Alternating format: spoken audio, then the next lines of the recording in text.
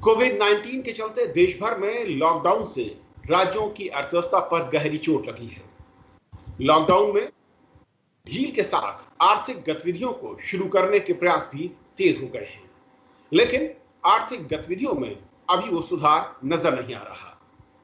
राज्यों ने अप्रैल का महीना तो किसी तरह निकाल लिया, लेकिन अभी राजस्व संग्रह की जो स्थिति है उससे मई का महीना मुश्किल दिख रहा है। बिहार ने बताया है कि अप्रैल के महीने में उनका राजस्व औसत के मुकाबले महज 14% रह गया। उत्तर प्रदेश में यह आंकड़ा महज 20%। पश्चिम बंगाल कहें तो आमतौर पर अप्रैल के महीने में जितना संग्रह करता था उसका महज 12% ही कर सका।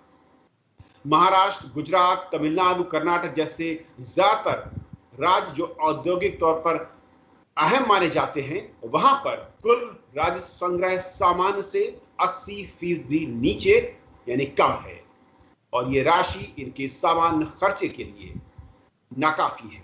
और ऐसे में सवाल ये खड़ा होता है कि लॉकडाउन के बीच में राज्यों और केंद्र की आर्थिक स्थिति कैसी है और उनके पास अपनी आर्थिक स्थिति को मजबूत करने के तौर पर क्या विकल्प हैं। हमारे साथ 3 बेहद खास मेहमान आज इस चर्चा में हैं जो समझाएंगे इस अर्थव्यवस्था के खेल को, इसके नफा नुकसान और मौजूद ऑप्शन यानी विकल्पों की। डॉक्टर अरविंद वर्मानी हमारे साथ हैं, चेयरमैन हैं फाउंडेशन फॉर इकोनॉमिक ग्रोथ से। सर बहुत बहुत स्वागत आपका। हलीम खान सर हमारे साथ हैं, former secretary department of investment and public asset management government of India से आप हैं। सर बहुत बहुत स्वागत आपका। हमारे साथ गंगाराम अलोरिया साहब हैं जो कि फॉर्मर चीफ सेक्रेटरी गुजरात। अलोरिया साहब आपके बहुत बहुत स्वागत। शुरुआत में अरविंद सर आपसे करना चाहूंगा कि जिस तरीके से लॉकडाउन की स्थिति मार्च के बाद बनी और अब जब हम मई के महीने में हैं, जो आर्थिक मजबूती राज्यों के पास टैक्स रेवेन्यू को लेकर दिखती थी उसमें काफी ज्यादा बदलाव या गिरावट है। कैसे देखते हैं और कितना वक्त या कितने महीने तक जो हमारे संसाधन है राज्यों के पास उससे वो सर्वाइव कर सकते हैं या स्मूथली चल सकते हैं? देखिए, ये पैंडेमिक और लॉकडाउन अनप्रेसिडेंटेड सिचुएशन है ग्लोबली। ये जब से पिछला जो इस एक्सटेंट का प्रॉब्लम ग्रेट डिप्रेशन में हुआ था, मतलब तो इसका थोड़ा सा सब लोग समझते हैं कि हमें पता है ये क्या चीज़ है, पर एक्चुअली ये इम्पोर्टेंट है कि इसको ग्राउंड पे जाके देखें कि ये नई चीज़ है। जो बहुत लोग हैं जो पुरानी चीज़ें जो उन्होंने सीखी हुई हैं नॉर्मल टाइम से उसको दोहराए जाते हैं। तो वेरी सिंपली मैं 2-3 चीज़ें ग्राउंड वर्क ले करके फिर बाकी आगे डिस्कस कर सकते हैं। तो देखिए, जब लॉकडाउन हुआ है तो तकरीबन 60% इकोनॉमी को बंद कर दिया गया कंप्लीटली। खाली 40% जो एसेंशियल कमोडिटीज़ हैं उसको गवर्नमेंट ने कहा कि वो चलती रहेगी। अब देखिए, अगर लॉकडाउन 3 महीने के लिए हो, जिसको हम क्वार्टर कहते हैं, एक क्वार्टर, तो ये 60% इकोनॉमी में प्रोडक्शन आप सोचिए 0 हो गई है। इसका मतलब है जो रेवेन्यूज, और ज्यादातर रेवेन्यूज या चाहे यूनियन गवर्नमेंट की हो, स्टेट गवर्नमेंट की हो, वो इस 60% इकोनॉमी जो है उससे कनेक्टेड है। जो एसेंशियल कमोडिटीज हैं उसमें खाली जो ऑयल, पेट्रोल, डीजल उसके साथ थोड़ा मिलता है, बाकी सब चीज बंद हो गई। सारी रेवेन्यूज इफेक्टिवली उसको बंद कर दिया है हमने। तो ये कंप्लीटली अनप्रेसिडेंटेड सिचुएशन है जिसको हमें ध्यान से एनालाइज करना चाहिए। एक दूसरा पॉइंट है कि इवन जब नॉर्मल क्राइसिस होता है, जैसे ग्लोबल फाइनेंशियल क्राइसिस हुआ और उसमें काफी जोर से जीडीपी गिरती थी, बट नेवर मतलब कि बिल्कुल बंद कर दी गई, तब भी हम देखते हैं कि जो रेवेन्यूज होती हैं, अगेन चाहे सेंट्रल यूनियन गवर्नमेंट की हो या स्टेट गवर्नमेंट की हो, वो जो परसेंट से ज़्यादा गिरती हैं। एक उदाहरण सिंपल दूं, अगर आपकी इकोनॉमी 7% ग्रो कर रही थी और 3% पे गिर गई, ये 4% जीडीपी कम हुई, पर रेवेन्यूज जनरली इससे ज़्यादा कम हो जाती हैं। तो ये दोनों चीज़ें अगर हम देखें तो ये नए तरीके से सोचना पड़ेगा। एक दो पॉइंट मैं करता हूँ, फिर we can go into detail. एक सिंपल पॉइंट है कि ये नेसेसरी चीज है, इसको हम इकोनॉमिक्स, मैक्रो इकोनॉमिक्स में कहते हैं ऑटोमेटिक स्टेबलाइजर। तो इकोनॉमी के लिए ये एक्चुअली जरूरी है। ये जो थिंकिंग है कि हम इसको और टैक्सेस बढ़ा के ये सारा वापस ले लें, ये बिल्कुल गलत है। इसका मतलब है आप इकोनॉमी को जो भी थोड़ी बहुत चल रही है उसको भी डुबा रहे हो। तो ये तो क्वेश्चन ये होता है कि कैसे फाइनेंस करें, कैसे। तो दो तरीके हैं। एक तो तरीका है एक्सपेंडिचर साइड पे, क्योंकि एक्सपेंडिचर साइड भी, चाहे यूनियन गवर्नमेंट है, जो डेवलपमेंट, नॉर्मल डेवलपमेंट एक्सपेंडिचर है वो भी सब बंद हो गए हैं, क्योंकि लॉकडाउन का मतलब है सब लॉकडाउन है, कुछ नहीं हो सकता, राइट। तो क्या एक्सपेंडिचर्स आपके चल रहे हैं? बेसिकली जो सैलरीज दे रहे हो गवर्नमेंट सर्वेंट्स को। तो मेरा ख्याल है ये हमने अभी तक डिस्कस नहीं किया ना सोचा है। एक चीज सोचनी चाहिए, जो गवर्नमेंट सर्वेंट्स घर में बैठे हैं उनको थोड़ा बहुत तो रिडक्शन लेना चाहिए, क्योंकि वो भी खाली एसेंशियल कमोडिटीज खरीद सकते हैं। कितनी प्रतिशत, 30 से 25% से ज्यादा एसेंशियल कमोडिटीज पे उनकी नॉर्मल सैलरी पे कभी नहीं जाता। तो इन प्रिंसिपल मैं ये नहीं कर रहा कि यही सोल्यूशन है, एक ये भी सोचना चाहिए कि अप टू 50% सैलरी कट उनको भी लेना चाहिए। सोल्यूशन तो विकल्पों में आऊं से पहले हलीम सर, स्टेट और सेंटर, और इस वक्त जो मैं कहूं कि रेवेन्यू जनरेशन के टूल है या फिर टैक्स का जो टूल, इसके जरिए सेंटर और राज्यों को हिस्सा मिलता है वैट के जरिए। और ऐसे में जब, जैसे कि विरमानी सर कह रहे हैं कि 40% इसेंशियल जो मसले हैं वो भी सिर्फ मैं कहूं कि औद्योगिक गतिविधियों के चलते चल रहे हैं। ऐसे में आर्थिक तौर पर जो बोझ है रेवेन्यू का, वो किस तरीके से बड़ा और गहराता जा रहा है राज्यों पर और सेंटर पर भी। देखिए, ये जो मैक्रो पैरामीटर्स की जब आप बात करने लगते हैं तो आप जो ग्राउंड लेवल की सिचुएशंस को शायद नकार रहे हैं। इस स्टेज पे हम ये कहें कि साहब हमारा फिस्कल डेफिसिट क्या होगा, रेवेन्यू कितना बढ़ेगा या नहीं बढ़ेगा, मेरे हिसाब से this is not the time to talk about the revenue increases and how you manage the fiscal deficit. This is the stage how to manage the certain level of economic activity.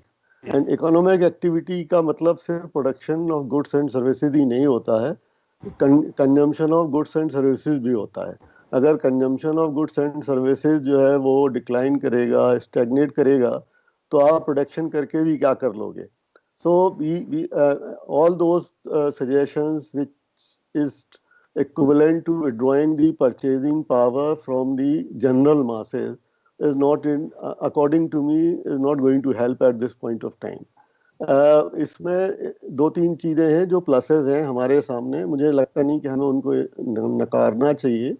और एक वहशत के mode में आके जो major macro parameters हैं उनमें उलझ जाने के वक्त ये नहीं है मेरे हिसाब से। सो हमें अपने पॉजिटिव्स काउंट करना चाहिए। फॉर एग्जांपल हमारे पास ढेर सारा फूड ग्रेन्स जो है वो स्टोर्स में अवेलेबल है। Now we have to see to it that everybody gets enough to eat. Rural areas में जो यहाँ से लेबर जा रही है अर्बन एरियाज से, जब वो वहाँ पहुँचेगी तो ठीक है 2-4 दिन इंतज़ार करेगी, फिर क्या करेगी। So we should be able to take up the self employment work जो नरेगा के अंडर और वट एवर, तो जाके जो लोग वहाँ कर सकते हैं उनको मिले। एक और अच्छा पॉजिटिव है वो ये है कि इस साल जो फसल आई है वो बड़ी अच्छी फसल आई है। अब अगर ये फसल ठीक से प्रोक्योर नहीं होती, कायदे से जहाँ पहुँचनी चाहिए नहीं पहुँचती और उसका पैसा टाइमली किसान को नहीं मिलता है, तो it will again hurt the consumption. So ये जो स्पेशली जो पुअर इनफॉर्मल सेक्टर है और किसान है, इनके हाथों में जब तक परचेजिंग पावर का सस्टेनेंस हम इंश्योर नहीं करेंगे उसको, तो हमें लगता है कि हम जो सिर्फ टैक्सेस की बात करके जो है वो प्रॉब्ली इस स्टेज पे हम बहुत कुछ नहीं कर सकते हैं। अगर आप स्टेट के बजट देखें तो मेरे ख्याल से जहाँ तक मुझे याद है करीब 15 स्टेट ऐसे हैं जिन्होंने कि अपना बजट सरप्लस बनाया हुआ है, कि उनके पास बजट में सरप्लस है। अप्रैल के महीने में जो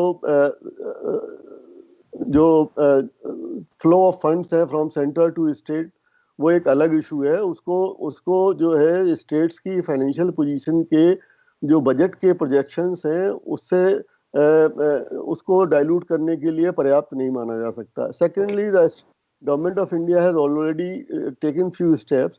फॉर एग्जांपल, उन्होंने वेज एंड मीन्स एडवांस बढ़ा दिया है, वेज एंड मीन्स एडवांसेस की रिपेमेंट का टाइम बढ़ा दिया है, बोरोइंग्स के लिए बहुत सारी जो है वो सुविधाएं कर दी हैं। I understand some states have also borrowed a lot of money. So at this stage अगर कोई स्टेट ये क्लेम कर रही है कि उनके पास इन रिसोर्सेज के इशू है to manage this crisis in the very first quarter, then I think there is something seriously wrong with the thinking, and it ऐसा लग रहा है जैसे कि हम हौला के काम कर रहे हैं। we are not in control of our wits and our resources and our guts. Okay. Yeah. अलोरिया सर, जैसे कि हलीम सर ने कहा कि अप्रैल में या मार्च में जब बजट आया कई राज्यों में, और उसमें से कई राज्यों का उन्होंने बताया कि प्रॉफिट का बजट आप जब बताते हैं या दिखाते हैं जनता को, और मैं अभी कल रात के जो आंकड़े हैं 7 स्टेट में नाम नहीं कोट करूंगा, उन्होंने कहा सेंटर को लिखकर कि उनके पास वित्त की मुश्किलें खड़ी हो चुकी हैं, रेवेन्यू कलेक्शन बहुत डाउन है और ऐसे में अगले कुछ महीनों में वित्तीय संकट खड़ा हो सकता है। उन्होंने कुछ टूल्स की बात की है कि वो उन्हें ऑप्शंस दिए जाएं। क्या वाकई राज्यों की हालत आर्थिक तौर पर इतनी कमजोर दिखती है कि 1 या 2 महीने के लॉकडाउन के चलते उनकी वित्तीय हालत रसातल पर आ जाए? नहीं, हमें देखिए इमीडिएट क्राइसिस एक अलग चीज हो गई, लेकिन इसका जो लॉन्ग टर्म इम्पैक्ट आने वाला राज्यों के ऊपर वो भी हमें सोचना चाहिए। मैं आपको गुजरात की बात बताऊं कि लगभग हमारा 78,000 करोड़ हमारा रेवेन्यू टैक्स, इनडायरेक्ट और डायरेक्ट टैक्सेस से स्टेट का आता है। अभी ऐसा एस्टिमेट किया जा रहा है कि this year it will fall to 40,000, मतलब ऑलमोस्ट 50% हो जाएगा। अब इसको आप किस तरह सेट ऑफ करें, क्योंकि जीएसटी आप बढ़ा नहीं सकते। दूसरा है कि कुछ स्टेट्स ने लिकर पे अपना ड्यूटीज वगैरह बढ़ाई है, लेकिन गुजरात में जैसे वो भी ऑप्शंस नहीं है। रहा इलेक्ट्रिसिटी ड्यूटी और स्टैम्प ड्यूटी, तो स्लम की वजह से वो भी आप रेज नहीं कर पाएंगे। Now the only option is that कि जो अभी डिस्कशन में आया कि आप जो है अपनी बोरोइंग्स बढ़ाइए।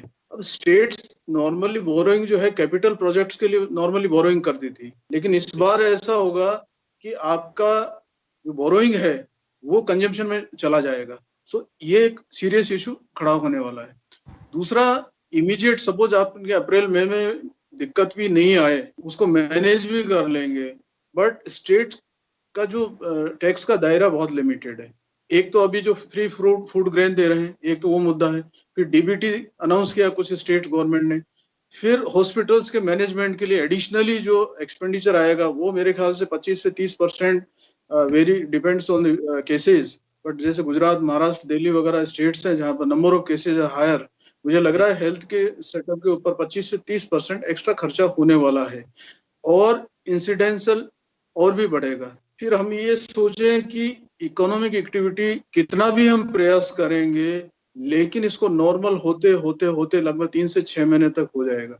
सो therefore we have to see the entire thing in the coming year up to the March, then rather than looking at first quarter of the year. Okay. Arvind sir, राज्यों के पास फंड के तौर पर जानकारी ये भी मिल रही है कि सीकिंग फंड हो या फिर कई सारे दूसरे रिजर्व फंड हैं, लेबर सेस, इस तरह के वंश सेस, इस तरह के कई सारे फंड उनके पास हैं, जिसका आंकड़ा अगर आरबीआई के आंकड़ों को मैं देखूं पिछले साल जो जारी किए गए थे इस साल की शुरुआत में, वो बहुत एक अच्छी खासी रकम है। लेकिन क्या राज्यों को ये खर्च करने के लिए सेंटर से परमिशन की जरूरत है, और इस वक्त ये टाइम है जबकि सेंटर को इस पर परमिशन देनी चाहिए? देखिए, ये जो स्टेट से इन्होंने बोला वो मैं इस तरह फ्रेम करूंगा। एक सेट ऑफ इश्यूज है, मैं इसको 2 फेजेस बोलता हूं। जो एक फेज है लॉकडाउन और ट्रांजिशन टू नॉर्मलसी, और दूसरा फेज जो ये करेक्टली बोल रहे हैं, इसमें कुछ गलती नहीं है, कि जब तकरीबन रिलेटिव नॉर्मलसी, अभी नॉर्मलसी तो काफ़ी देर लगेगी पैंडेमिक के करके, जब नॉर्मलसी आएगी तो ये इश्यूज जो ये रेज कर रहे हैं ये सब आएंगी। तो इसको 2 भाग में दीजिए। तो पहला फेज जो है उसमें जो दो चीजें हैं, एक तो है टैक्स का रिडक्शन जो मैंने बोला, वो सेंटर का भी यूनियन का है, उसका कोई उधार निकालना पड़ेगा कि इसको फॉरगिव किया जाए या इसको किसी तरह स्पेशल डीलिंग करनी पड़ेगी यूनियन के भी और स्टेट्स की भी। There is no other option. So ये नेचुरल चीज है, इसको आप टैक्स इंक्रीज करके करोगे तो सिचुएशन और खराब होगी। So that has to be dealt with. पर ऑन द एक्सपेंडिचर साइड, जिस तरफ मैं unfortunately I started on that, पर जो एक्सपेंडिचर साइड है उसमें काफी रीएलोकेशन होगा। तो मेरा पॉइंट था, जब लॉकडाउन है तो दो चीजें अगेन जो इन्होंने बोला वो काफी वो सही है कि बेसिकली दोनों लोगों ने, कि एक तो एक्सपेंडिचर जो है to keep people from starving in a lockdown, वो जो 60% लॉकडाउन इकोनॉमी है, तो क्लियरली जो एक्सपेंडिचर है वो उसकी तरफ जाएगा और हेल्थ की तरफ जाएगा, जो इन्होंने दोनों ने बोला। पर बिसाइड्स दैट जो एक्सपेंडिचर है, और कोई एक्सपेंडिचर इतना असेंशियल नहीं है फेज 1 में, और कुछ कर ही नहीं सकते बेसिकली। तो वो सारा एक्सपेंडिचर जो ये चीजों के लिए चाहिए वो रीएलोकेशन होगा, मेरा मतलब ये था। नाउ अब आगे जाइए, लेट अस से कि हाफ द ईयर चला गया ट्रांजिशन में, आप पहुंच गए सितंबर एंड तक, तो अगर नॉर्मलसी शुरू होगी आने को, तो ये चीजें हैं, इट्स नॉट क्लियर कितने टैक्सेस होंगे, क्योंकि इतनी अनसर्टेनिटी है पैंडेमिक के it is difficult to just make all these assumptions कि टैक्स तब भी कम रहेगा और एक्सपेंडिचर ज्यादा होगी। I am not sure what the balance will be. तो पर मैं कहूंगा कि इस टाइम पे आर्बिट्रेरली इंक्रीज करना टैक्सेस ठीक नहीं होगा। मेरे हिसाब से स्टेट्स को ये अपॉर्चुनिटी लेनी चाहिए, क्योंकि टैक्स रेवेन्यूज वैसे ही कम है, तो नॉर्मली हिचकत आप चाहते हैं कि टैक्स रिफॉर्म करो तो घट ना जाए हमारी रेवेन्यू, पर रेवेन्यू है ही नहीं। तो इनको सोचना चाहिए कि क्या मीडियम लॉन्ग टर्म में वो बॉयंसी ऑफ टैक्सेस किस टाइप के रिफॉर्म, फॉर एग्जांपल जीएसटी में स्टेट्स भी इन्वॉल्व हैं और यूनियन गवर्नमेंट भी इन्वॉल्व है। हम कितने 2-3 सालों से हम कह रहे हैं कि इससे स्मॉल एंड मीडियम इंडस्ट्रीज को ज़्यादा हानि पहुंची है। इसको सिंप्लीफाई करोगे तो इन द मीडियम लॉन्ग टर्म इससे ज़्यादा रेवेन्यू आएगी, या कि अब एक एक चीज़ को बढ़ाते जाओ, कम करते जाओ, उससे हमें देश भर का एक्सपीरियंस है, अंतरदेश 300 countries in the world have GST. हमें पता है कि सिंपल सिस्टम अगर होगा तो उसकी बॉयंसी ज्यादा होगी, वो आपको ही फायदा होगा, स्टेट्स को भी फायदा होगा, यूनियन को भी फायदा होगा in the medium to long term. तो उस टाइप की चीजें सोचनी चाहिए। अलरिया साहब, दो चीजें, एक तो ये कि जैसे कुछ स्टेट ने अभी लिकर पर अपने टैक्सेस को बढ़ा दिया, ऑयल पर एक्साइज को बढ़ाया गया, कहा जा रहा कि यही दो एक विकल्प के तौर पर स्टेट के सामने खासतौर पर कमी विकल्प हैं। लेकिन कुछ लोग ये भी कह रहे हैं कि क्या ऐसे में ज्यादा उधारी स्टेट ले सकते हैं और उस रेशियो को, जो कि जीडीपी का 3% तक शायद जो ब्रैकेट है, उसको बढ़ाकर 5% करने की जरूरत है सेंटर की ओर से। आपने बिल्कुल ठीक कहा कि लिकर और पेट्रो प्रोडक्ट्स, उनके ऊपर जो है टैक्स बढ़ाया जा सकता है। लेकिन मेरा ये कहना है कि पेट्रोल पे भी हमारा जो कंजम्पशन है, क्या हम नॉर्मल लेवल पे आ पाएंगे, ये भी एक मुद्दा है। क्योंकि अब लोगों की एक मानसिकता, मैं जो समझ रहा हूँ लॉन्ग टर्म में ये होगी कि they will try to focus more on savings. जो हमारे पुरखे बाप दादा में टाइम में एक जमाना हुआ करता था कि भाई पैसों को गाड़ दो, आधे वक्त में काम आएंगे, that could be the psychology, you know, again लोगों के माइंड में आएगी। मेरा ऐसा, आई मे बी रॉन्ग आल्सो, लेकिन मैं ऐसा मानता हूँ कि इस तरह की साइकोलॉजी एक आने वाली है कि लोग जो है अभी तक जो फ्रीली जो एक्सपेंडिचर कर रहे थे वो एक्सपेंडिचर नहीं कर पाएंगे। अच्छा, आप बढ़ा के कितना बढ़ाएंगे? जो साहब ने बताया कि limit, there is a limit even on the tax. अच्छा, ये सारा कंजम्पशन टैक्स स्टेट का, आप चाहे जीएसटी हो, चाहे पेट्रोल हो, चाहे लिकर हो, या stamp duty, electricity, this based on consumption. अब कंजम्पशन बढ़ाने के लिए we will have to do something. अब उसके लिए दूसरा जो रास्ता है लोन का, जो आपने सजेस्ट किया, जो आरबीआई या गवर्नमेंट ऑफ इंडिया के जो रिस्ट्रिक्शन है, तो मेरे ख्याल से गवर्नमेंट ऑफ इंडिया और RBI would be relaxing those two help the states to raise more resources through the loan. एक इश्यू आपने पहले बीच में खड़ा किया था कि स्टेट्स के पास बहुत सारे दूसरे फंड हैं, एक लेबर सेस का एक फंड है, एक आपका ग्रीन सेस का एक फंड है, SDRF के फंड है। अब अनफॉर्चुनेटली क्या हो रखा है कि हर एक फंड की अपनी अपनी सीमाएं, उनकी गाइडलाइंस हैं। अब उसको किस तरह रीमॉडलिंग किया जाए तो केंद्र और राज्य सरकार बैठ के वो तय कर सकती है, क्योंकि ग्रीन सेस का जो पैसा है वो भी बहुत बड़ा है, वो अमुक मदों पे खर्च किया जा सकता है। लेबर सेस का जो कॉन्ट्रैक्ट से 1% हम ले रहे हैं वो भी अमुक मदों पे खर्च किया जा सकता है, और SDRF के भी अपने नॉर्म्स हैं। अब ये, लेकिन these are the only temporary measures, ये लॉन्ग टर्म में हमें खास मदद नहीं कर पाएंगे। हमें लोगों के हाथ में पैसा किस तरह आना चाहिए, कैसे कंजम्पशन बढ़ना चाहिए, तभी ये पूरी गाड़ी जो चक्का है वो चक्का घूमेगा। तो कंजम्पशन बढ़ाने के लिए इनको नरेगा या दूसरे जो काम है वो काम जब तक हम नहीं देंगे तब तक ये आगे कंजम्पशन बढ़ेगा नहीं, कंजम्पशन नहीं बढ़ेगा तो पूरा साइकिल जाम रहेगा। हलीम सर, आपने हालांकि कहा कि राज्य अपने आप में अगर ये कहें कि उनके पास वित्तीय संकट है तो ये अपने आप में हास्यास्पद है, जबकि बजट दिखाता है कि उनके आंकड़े, उनके नंबर पॉजिटिव जोन में थे। जब तक आप एक पॉजिटिव एटीट्यूड से आगे नहीं बढ़ेंगे और सिर्फ जो है हाय तौबा करते रहेंगे कि मेरे पास रिसोर्सेज नहीं है, सेंटर कहेगी मेरे पास रिसोर्सेज कहाँ अफरात में है, मैं भी तो उसी टैक्स से पैसे मिलते हैं, तो ये this is going to lead to lot of bad blood between the state and the centre. And more important is कि दोनों को, स्टेट और सेंटर को, इस स्थिति में एक दूसरे के ऊपर जो फाइनेंशियल बर्डन को पास ऑन करने का जो एक कहीं दिमागी रस्साकसी हो सकती है उससे बचना चाहिए। That is what I am trying to say. Centre में देखिए, सेंटर में कंपैरेटिवली हम ये कह सकते हैं कि स्थिति इतनी भयावह नहीं कही जा सकती for couple of reasons. Number एक, जैसे हमारा जो करंट अकाउंट डेफिसिट हुआ करता था या है वो करीब $180 बिलियन के आसपास है। हमारे foreign exchange reserve around $475 billion के हिसाब है। तो कोई फॉरेन एक्सचेंज का pressure immediately, I am not saying कि that should not be taken into account, but it can not be the worst case scenario. Worst case scenario को भी handle करने के लिए हमारे पास सम स्पेस अवेलेबल है। इसी तरीके से जो ऑयल प्राइसेस हैं, oil prices world wide are, I mean उनका डिक्लाइन कम हो गया है, but they are not going up in any case in the foreseeable future. तो उसकी वजह से जो प्रेशर सेंट्रल गवर्नमेंट के ऊपर होना चाहिए था वो भी नहीं है।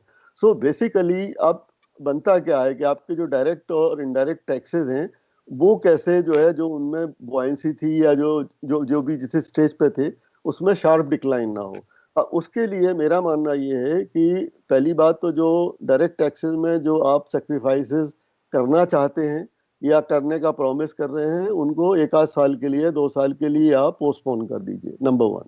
Number 2, as far as the indirect taxes are concern, तो उसमें आप कंजम्पशन बढ़ाने के लिए जितना कर सकते हो वो करना चाहिए। और this is not the period जहाँ पे कि हम इन्वेस्टमेंट की बात करें कि साहब हमारी वो प्रोजेक्ट्स जो आने वाले 3 साल या 4 साल में कंप्लीट होने वाली हैं या जो नई प्रोजेक्ट्स हम शुरू करना चाहते हैं, मेरे हिसाब से we should take a little, आराम से सोचें, सांस लें और हम देखें कि हम कहाँ जा रहे हैं। उसके बाद हम जो है इन्वेस्टमेंट की तरफ ध्यान दें। इस स्टेज पे तो हमें पटरी पे लाने की बात है।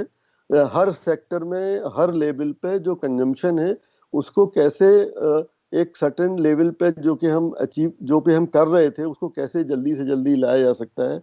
जब हम वो करेंगे तो इनडायरेक्ट टैक्सेस अपने आप पटरी पे आना शुरू हो जाएंगे। तो मेरा सिर्फ ये कहना है कि we should handle the situation as if we are in control of the things, and there are certain positives which should not be ignored, like our foreign exchange reserves, declining prices of the oil, good food crop, large amount of food in the store, and probably the prediction for normal monsoon. So these are a couple of things. Now rest of the things are in the very flux. So उस flux को आप कितना positivity के साथ handle कर सकते हैं, compassion के साथ हैंडल कर सकते हैं, I think then there is a chance that you will come with less of damage. Arvind sir, एक आखिरी कमेंट मैं आपका चाहूंगा, वक्त कम है क्योंकि जिस तरीके से सुझाव आ रहे हैं, कुछ और रास्ता एक्सपेंडिचर के अलावा स्टेट लेवल पर खासतौर पर, क्योंकि वहां से ही शुरुआती जो मैं कहूँ कि परेशानियां या फिर जो उनकी दिक्कतें सामने आ रही हैं। तो दो पॉइंट विच जो मैं सहमत हूँ। एक तो क्योंकि इंटरनेशनल ऑयल प्राइसेस काफी गिर गई हैं, तो ये जो एक्साइज बढ़ाई है कीपिंग द प्राइस कांस्टेंट, ये in principle I support this both at the state and union level, पर price should not be raised above जो पहले थी। और दूसरा जो कह रहे हैं liquor tax as a temporary measure, I can understand, but it must be temporary, क्योंकि पहले भी इस पे टैक्सेस बहुत हाई हैं। तो वी नो कि अगर बहुत देर इसको इतने डबल कर दोगे तो फिर वही स्पूरियस लिकर, कितनी डेथ्स होती थी पहले वगैरह। So as a temporary measure it is understandable, it should not be permanent. और तीसरी चीज जो मैं फिर कहूँगा कि एक्सपेंडिचर को बड़े ध्यान से देखना पड़ेगा। यू हैव टू रिकॉग्नाइज के GDP, let's for the sake of argument कहें कि जीडीपी बिल्कुल नहीं बढ़ेगी पिछले साल से, तो एक तो होगा जो आपने एक्सपेंडिचर बोला था बढ़ाएंगे जो बजट में, वो नहीं बढ़ सकता, क्योंकि जो पिछले साल अगर जीरो ग्रोथ होगी तो ऑब्वियसली उसको बढ़ा नहीं सकते। दूसरा है रीएलोकेट करिए, ये क्राइसिस की सिचुएशन है, ये जरूरी है कि कई चीजों पे कम जरूरी एक्सपेंडिचर्स है, कईयों की ज्यादा है, दो चीजें इन्होंने बदलना चाहिए, तो उसको रीएलोकेट करना चाहिए। वी मस्ट एक्सपेक्ट, ये क्राइसिस है, गवर्नमेंट भी अपना काम करेगा ना। ये नहीं है कि बस हम टैक्स पब्लिक पे लगा दें और बाकी हम बैठे रहे। चलिए, बहुत बहुत शुक्रिया आप तीनों मेहमानों का हमारे साथ इस बेहद अहम चर्चा में शामिल होने के लिए और समझाने के लिए कि लॉकडाउन के बीच में राज्यों और केंद्र की वित्तीय स्थिति रेवेन्यू के लिहाज से कैसी है, विकल्प क्या है और आगे का रास्ता क्या हो सकता है। नमस्कार।